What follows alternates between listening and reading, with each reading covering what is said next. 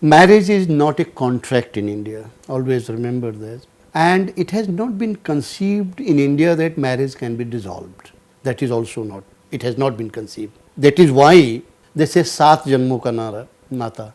In India, marriage means 7, consecutive lives you are together. But what is most remarkable, and that is only evidence in India, that by physical appearance, one can say that you are married or unmarried. Nowhere else in the world, because there is something called Sindoor. Sindoor is applied in the middle parting of the hair at the time of marriage ceremony.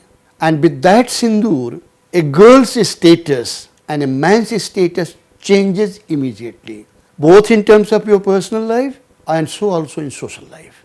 I have been interested in knowing when did all this begin. There are certain, I will take little time.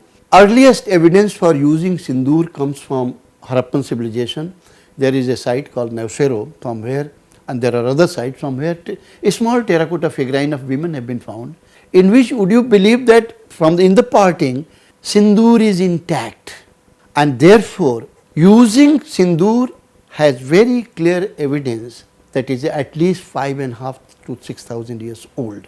But then when you go to literature, you find that it is Parvati who uses Sindoor for the first time. It is all described. There is another beautiful thing that happens. Once the Sindoor ceremony takes place, before that in the marriage, girl sits on right. But the moment Sindoor ceremony takes place and they take 7 lives you have to be there, so there has to be 7 rounds before the Agni. Why before the Agni? Agni is Sakshi. He is the witness that you married. And why Agni is Sakshi? Because Agni is purest. Nobody in this creation is as pure as Agni. And that is why you say, judge the purity, take the fire test. And therefore Agni is the purest, is the witness. And immediately after 7 rounds, girl comes on the left and boy goes on the right. From there comes the word Vamangi. Immediately the girl is called Vamangi. We don't call it better half, left half, nothing. Vamangi, Vamang. She becomes, or you become part of, you are one. And how it is further exemplified, I will be coming on that. The best part of left and right is depicted in Shiv marriage. Even today, the tradition of Shiv Vivah continues in India. On many occasions, people say, if such and such thing happens, I will do Shiv Vivah. Shiv Vivah depiction is fantastic in Elephanta caves. There are various panels.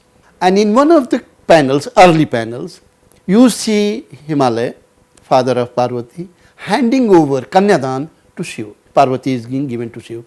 At this time, Parvati is standing on the right of Shiv. But once the Kanyadan is over, in very next panel, what you see is Parvati is standing towards the left of Shiv. It's a fantastic depiction going back to VCs that how this tradition of left and right movement is done. It is Vamangi. From that concept comes Ardhanarishwar. You have found Ardhanarishwar is depiction of Shiv and Parvati in one body. So you must have always found half of the body in Ardhanarishwar very beautifully carved, extremely voluptuous like a woman. Other half is very rough, that depicts Shiv. Males are always depicted very rough and tough, whereas that. So just imagine that with one little few grams of vermilion, how many traditions get connected and what kind of sacredness is involved into that. So it's not just marriage, it's not just contract, it's just not understanding between two people, it's far beyond. And that's why marriage system in India is very unique.